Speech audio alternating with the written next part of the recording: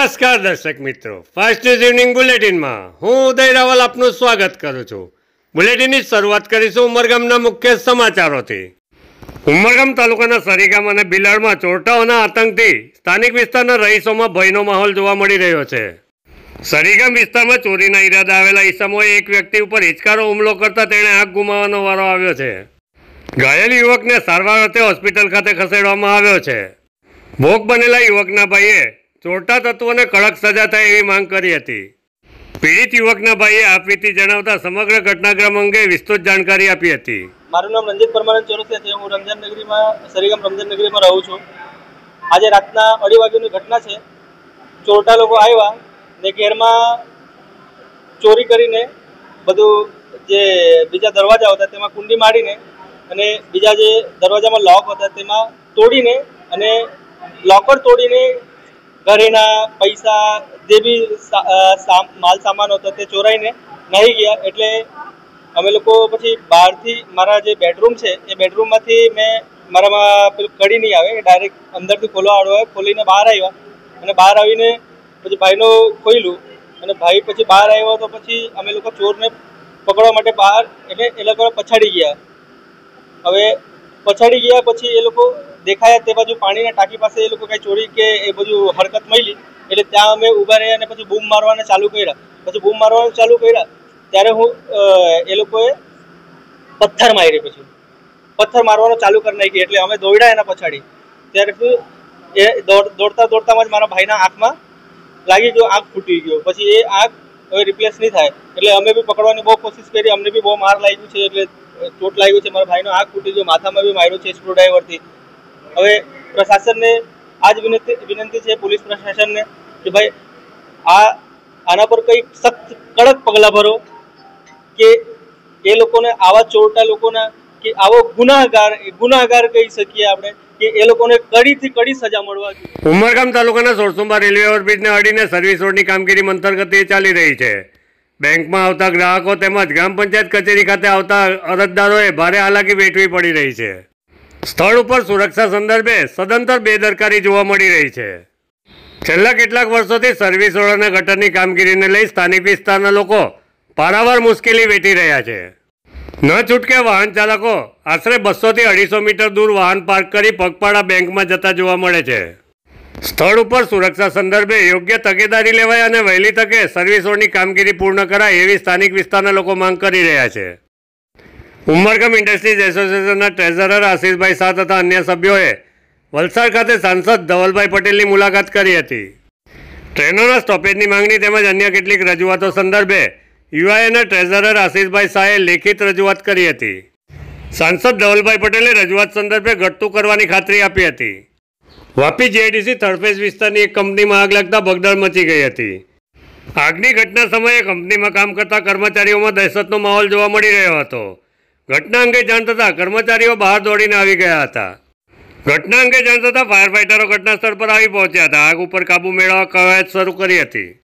ભારે જહેમત બાદ આગ ઉપર કાબુ મેળવવામાં ફાયર ફાઇટરોને સફળતા મળી હતી। આગ કયા કારણથી લાગી તે અંગે તપાસ હાથ ધરાઈ છે। આગની ઘટનામાં કંપનીના શેડ અને મશીનરીને ભારે નુકસાન થયું હતું। નાની દમણના ઘાટી શેરી નજીકના દરિયા કિનારા વિસ્તારમાં બુધવારે વહેલી સવારે એક છિન્નભિન્ન થયેલી માછીમારીની બોટ દરિયાના મોજા સાથે તણાઈ આવી હતી।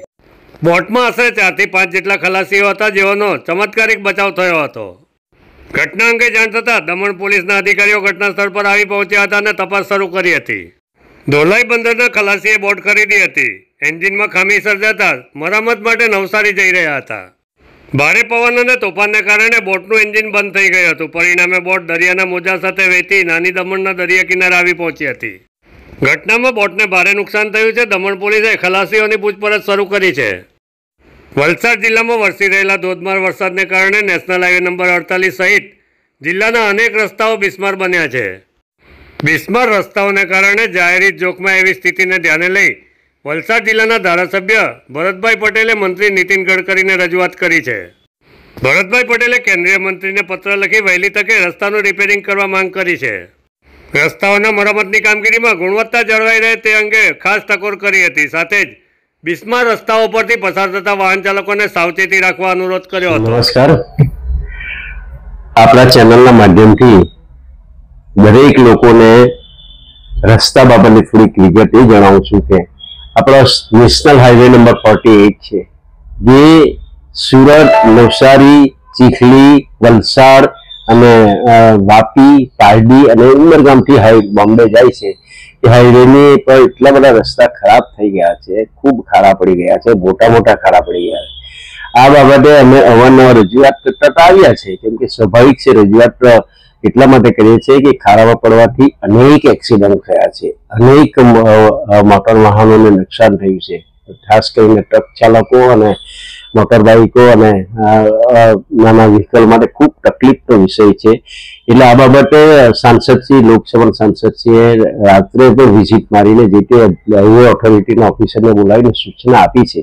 પણ મારું મંતવ્ય એ છે કે આ એક ફક્ત ખાડા પૂરવાથી અમે ત્યાં મેટલને મોરમ નાખી દેવાનું કંઈ એટલાથી કામ પૂર્ણ નથી થતું, પણ આ એવું મટીરિયલ વાપરવું જોઈએ કે જેથી કરીને ખાડામાં પૂરે તે કોન્ક્રીટ થઈ જાય અને ચોમાસામાં પણ એ પાછું નીકળવું જોઈએ નહીં.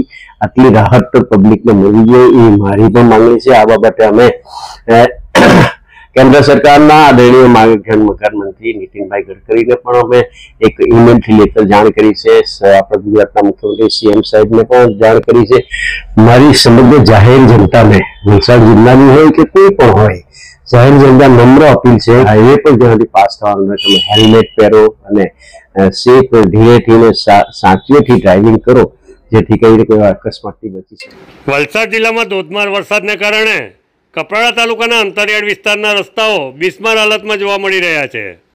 કપરાડા તાલુકાના મનાલા ગામમાં એક વ્યક્તિની હાલત ગંભીર જણાઈ રહી હતી. 108 બોલાવી પડી હતી. 108 ઘરે પહોંચે તે પહેલા જ કાદવ કીચડમાં ફસાઈ ગઈ હતી, જે અંગે સ્થાનિક વિસ્તારના લોકોને જાણ થતા મદદે દોડી આવ્યા હતા. કાદવ કીચડમાં ફસાયેલી એમ્બ્યુલન્સને બહાર કાઢી દર્દીના ઘર સુધી પહોંચાડી હતી.